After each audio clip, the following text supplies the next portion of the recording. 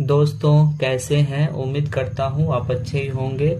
आज मैं दोस्तों आप लोग के लिए माय स्कूल पर ऐसे लेके आए हुए हैं। दोस्तों बहुत सारे ऐसे स्टूडेंट होते हैं जिनको क्या होता है कि ऐसे लिखने नहीं आता है, तो वो इस वीडियो को देखेंगे तो धीरे धीरे उनको ऐसे लिखना आ जाएगा। क्योंकि हम इस वीडियो में एक एक वर्ड का हिंदी करते हैं, जिससे उनको अंग्रेजी के साथ साथ हिंदी भी पढ़ने आ जाए, समझ में आ जाएगा और वो भी उसका मतलब आसानी से समझ जाएंगे। तो स्टार्ट करते हैं। My school. माय का अर्थ होता है मेरा, और स्कूल स्कूल का अर्थ होता है विद्यालय, मेरा विद्यालय। आई रीड इन एलसीपी स्कूल गया। मैं एलसीपी विद्यालय गया में पढ़ता हूँ। आई का मतलब होता है मैं, रीड का मतलब होता है पढ़ना, इन का मतलब होता है में। एलसीपी एल सी पी ये नाम है स्कूल का। और स्कूल स्कूल का अर्थ होता है विद्यालय। गया गया एक जगह है बिहार में, वहाँ। तो आई रीड इन एलसीपी स्कूल गया। मैं एलसीपी विद्यालय गया में पढ़ता हूँ। It is a good school. यह एक बहुत अच्छा स्कूल है। इट का अर्थ होता है यह। इज का अर्थ होता है। ए का अर्थ होता है एक। गुड का अर्थ होता है अच्छा। और स्कूल का अर्थ होता है विद्यालय। यह एक अच्छा विद्यालय है। It has a big building. इसके पास एक बहुत बड़ा बिल्डिंग है। इट हैज का अर्थ होता है इसके पास, इसके पास।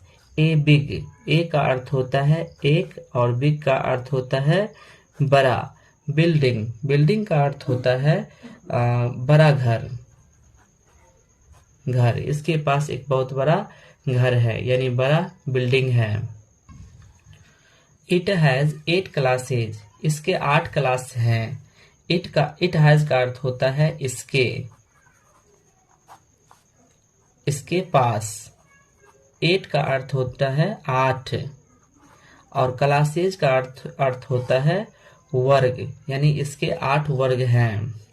दे आर फ्रॉम 1 to 8। जो 1 से लेके 8वीं तक है। दे का अर्थ होता है वे। आर का अर्थ होता है हैं। फ्रॉम का अर्थ होता है से। 1 to 8 यानी कि 1 से 8वीं, यानी वे जो क्लास हैं 1 से लेके 8वीं तक हैं। It has 12 classroom. इसके 12 कमरे हैं।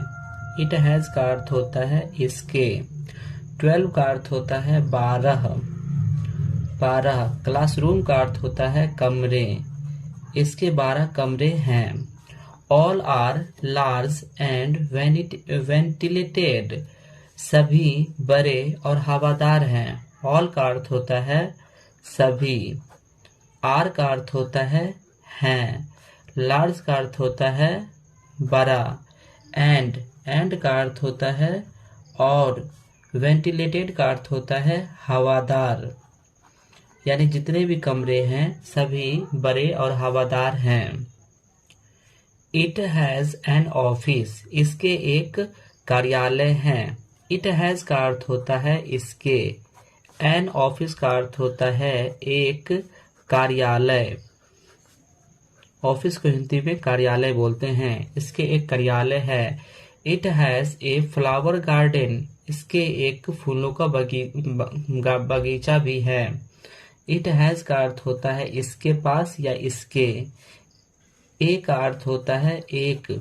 फ्लावर का अर्थ होता है फूल और गार्डन का अर्थ होता है बगीचा, यानी इसके एक फूलों का बगीचा भी है।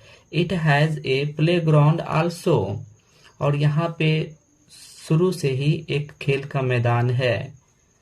इट हैज का अर्थ होता है इसके। ए का अर्थ होता है एक। प्लेग्राउंड का अर्थ होता है खेल का मैदान, खेल का मैदान। आल्सो का अर्थ होता है हमेशा। यानी इसके एक हमेशा खेल का मैदान भी रहा है। There are 400 student in the school. विद्यालय में 4000 बच्चे पढ़ते हैं या विद्यालय में 4000 बच्चे हैं। देयर आर का अर्थ होता है, देयर का अर्थ होता है यहाँ, आर का अर्थ होता है हैं, 4 का अर्थ होता है 4, 100 का अर्थ होता है 100, 400 400। स्टूडेंट का अर्थ होता है विद्यार्थी,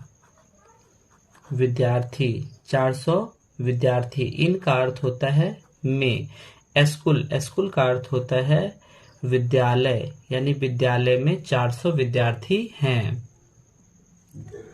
दे आर वेल ड्रेस्ड, जो एक अच्छे ड्रेस में हैं। दे का अर्थ होता है वे, आर का अर्थ होता है हैं, वेल का अर्थ होता है अच्छा। ड्रेस्ड का अर्थ होता है कपड़े, यानी उनके पास एक अच्छा कपड़े भी हैं। दे आर वेल डिसिप्लिन, वे एक अच्छे डिसिप्लिन में भी रहते हैं। दे का अर्थ होता है वे, आर का अर्थ होते हैं, वेल का अर्थ होता है अच्छे।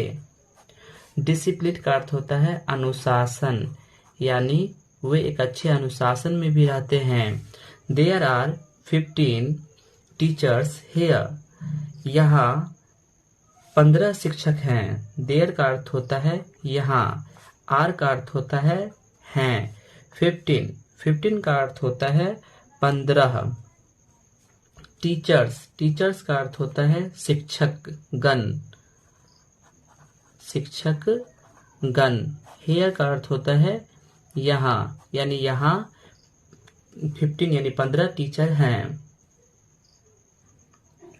दे आर क्वालिफाइड, वे योग्य हैं। दे का अर्थ होता है वे, आर का अर्थ होता है हैं।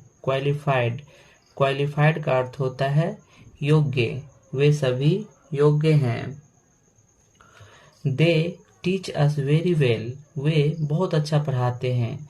दे का अर्थ होता है वे, टीच का अर्थ होता है पढ़ाना। अस मतलब होता है सभी को, वेरी वेल बहुत अच्छा, बहुत बढ़िया, वे बहुत बढ़िया पढ़ाते हैं।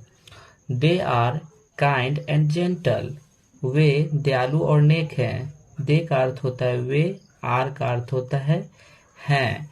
काइंड का अर्थ होता है दयालु, एंड का अर्थ होता है और, जेंटल का अर्थ होता है नेक, वे दयालु और नेक हैं। They are always ready to help us, वे हमेशा एक दूसरे को मदद को तैयार रहते हैं। दे का अर्थ होता है वे, आर का अर्थ होता है हैं।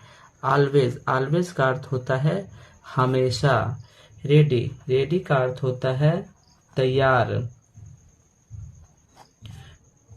टू हेल्प अस का अर्थ होता है मदद को। हेल्प का अर्थ होता है मदद, और अस का अर्थ होता है सभी, यानी वे सभी की मदद को हमेशा तैयार रहते हैं। But they are very strict, लेकिन वे बहुत सख्त हैं। बट का अर्थ होता है लेकिन। दे का अर्थ होता है वे, आर का अर्थ होता है हैं। वेरी का अर्थ होता है बहुत। स्ट्रिक्ट का अर्थ होता है सख्त, वे बहुत सख्त हैं। दे लव डिसिप्लिन, वे अनुशासन प्रिय हैं। दे का अर्थ होता है वे, लव का अर्थ होता है प्यार या प्रिय। डिसिप्लिन का अर्थ होता है अनुशासन, वे अनुशासन प्रिय हैं। Our principal is also very good, हमारे प्रधानाध्यापक भी बहुत अच्छे हैं। आवर का अर्थ होता है हमारा या हमारे। प्रिंसिपल का अर्थ होता है प्रधानाध्यापक। इज का अर्थ होता है। आल्सो का अर्थ होता है भी। वेरी गुड का अर्थ होता है बहुत अच्छे, हमारे प्रधानाध्यापक भी बहुत अच्छे हैं। I like my school very much, मैं अपने स्कूल को बहुत पसंद करता हूँ। आई का अर्थ होता है मैं, लाइक का अर्थ होता है पसंद करना, माई स्कूल का अर्थ होता है मेरे विद्यालय, मेरे विद्यालय। वेरी मच का अर्थ होता है बहुत अधिक, मैं अपने स्कूल को बहुत अधिक पसंद करता हूँ। तो दोस्तों, अभी स्कूल पर ऐसे लिखना आप लोग को आया होगा, समझ में आया होगा।